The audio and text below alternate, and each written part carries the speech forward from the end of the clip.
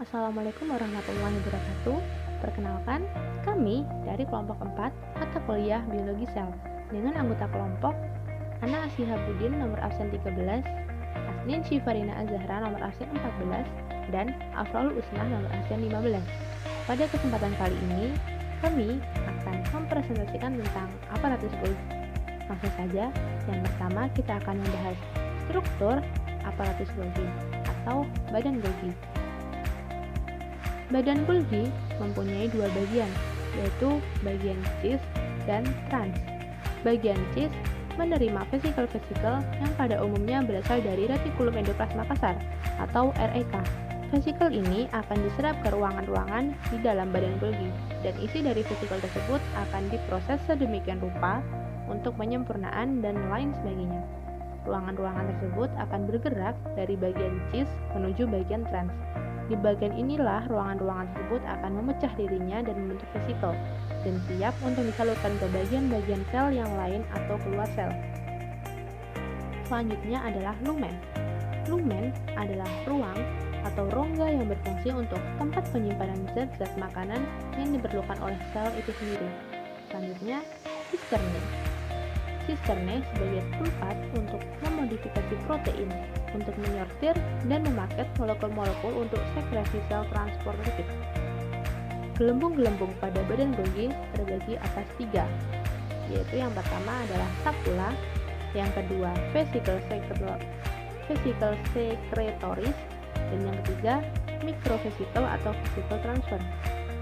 Kita bahas yang pertama, yaitu sakula. Sakula merupakan gelembung yang berbentuk gepeng seperti cakram yang tersusun bertumpuk-tumpuk, masing-masing dipisahkan oleh celah yang sempit. Sedang kedua permukaan masing-masing sakula tidak sama, yang satu cembung dan permukaan lainnya cekung. Pada sakula yang terletak dekat puncak sel, bagian tepi sakula tampak gelembung-gelembung yang sebagian dilepaskan menjadi butir-butir sekresi. Bahkan, gelembung-gelembung juga dilepaskan dari permukaan yang cekung dari sakula tersebut. Yang kedua, vesikel sekretoris.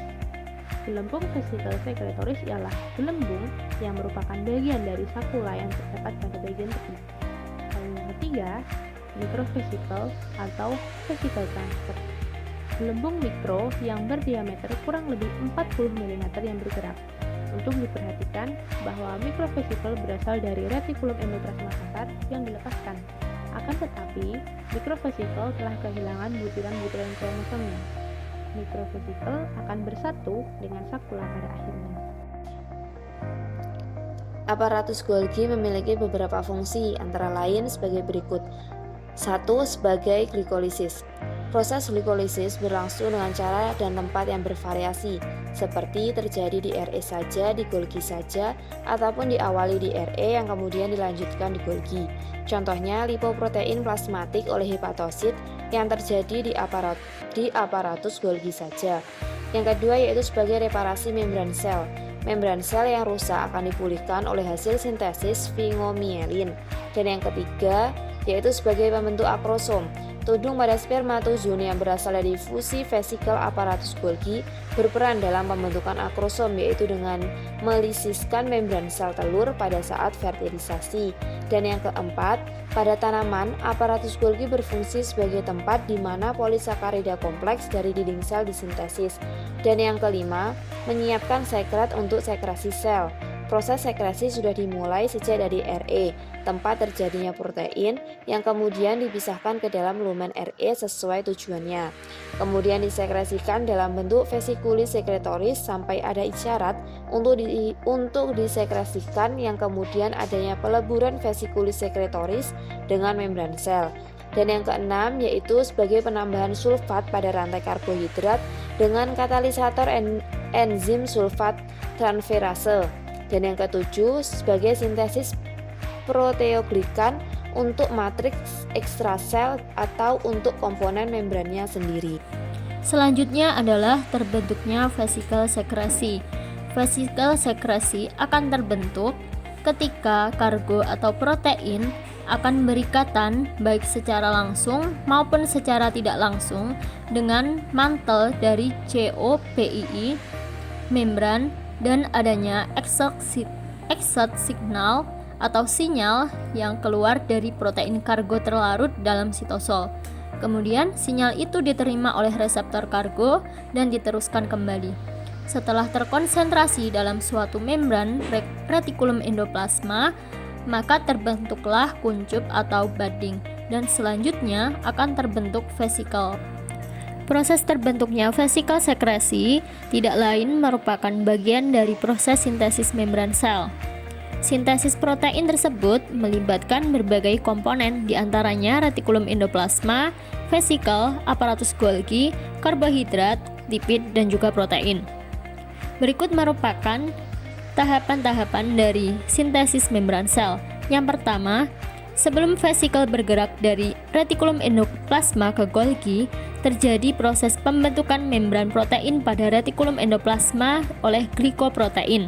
Kemudian, membran protein tersebut yang diangkut oleh vesikel transportasi dari RE menuju ke badan Golgi. Tahapan yang kedua, setelah vesikel transportasi sampai di badan Golgi, vesikel bergabung dan membentuk cis Golgi baru. Kemudian terjadi modifikasi kompleks yang membentuk membran sel. Pada peristiwa itu juga akan terjadi penambahan glikolipid pada membran sel. Dilanjutkan tahapan yang ketiga, yakni apabila vesikel telah bergabung, maka protein dan lipid yang diangkut akan masuk ke badan Golgi dari cis ke trans melewati cisternae pada aparatus Golgi.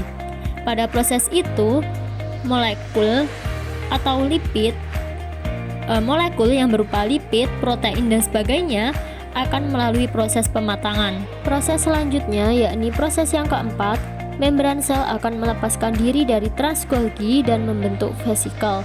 Vesikel ini pada lapisan luarnya merupakan membran sel, sedangkan bagian yang diangkut adalah saluran ekstraseluler atau sekretori.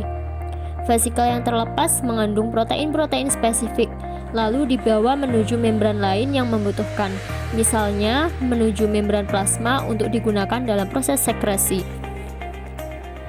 Tahapan yang kelima, dari proses tadi, yakni proses yang keempat, ternyata masih ada protein-protein yang belum masak, sehingga protein tersebut dibawa kembali ke vesikel, oleh vesikel ke cis Golgi untuk digunakan kembali.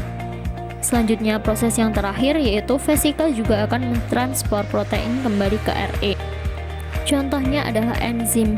Enzim yang digunakan dalam pematangan akan dikembalikan ke RE supaya bisa digunakan kembali.